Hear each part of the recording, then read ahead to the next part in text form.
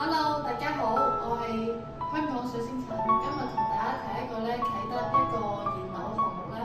我想介紹嘅單位係一個校衞室，一個一座嘅一個高層嘅一個 A 單位。上面積有666尺嘅，佢係3房緊廚，連一個功能套廁嘅，亦都係望到一個海景嘅。望翻後海灣就係呢個觀塘繞道，一路望晒成個東九龍嘅一個景觀。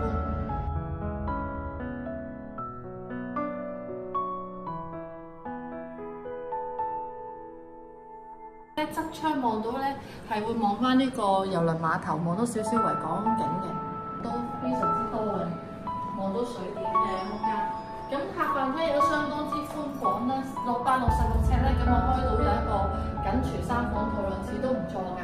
可以放到一個3個人嘅梳化啦，呢度放到一個6個人嘅餐桌。如果你唔需要再放呢個入場嘅啲訂做櫃嘅話其實都可以招呼到好多屋企人、親戚朋友嘅。我哋睇一睇呢個廚房。廚房佔嘅空間都唔大，因為新世界都諗過得666尺，廚房唔會起得太大，但可以明火煮食啦。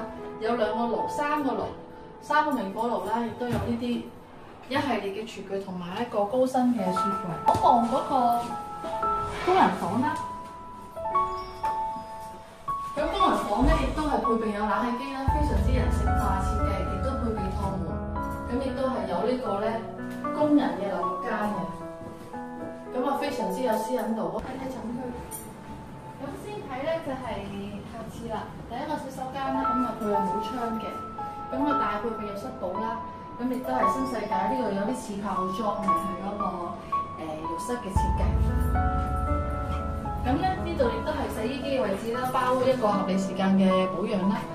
真係系統啦，呢個炮裝屋系列嚟嘅。呢度呢邊亦都係配備翻呢個一系列嘅訂做嘅廚具啦，都幾耐用嘅都。呢個第一間睡房啦，示範咗放咗呢個床同埋呢個衣櫃，但係呢啲家私 furniture 全部都唔包嘅，只不過參考下。呢邊仲可以放到個駁櫃啦，放一個書櫃，有個凹位。景觀望翻後海灣嘅海景嘅景緻啊，望翻成個九龍東。第二間睡房啦，都方正實用。放到床嘅，你亦都可以做衣帽間，景觀好開揚嘅。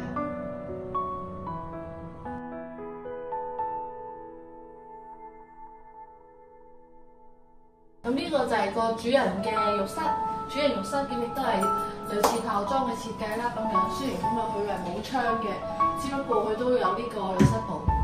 我哋睇埋個主人房啦，主人房亦都可以放到個雙人床。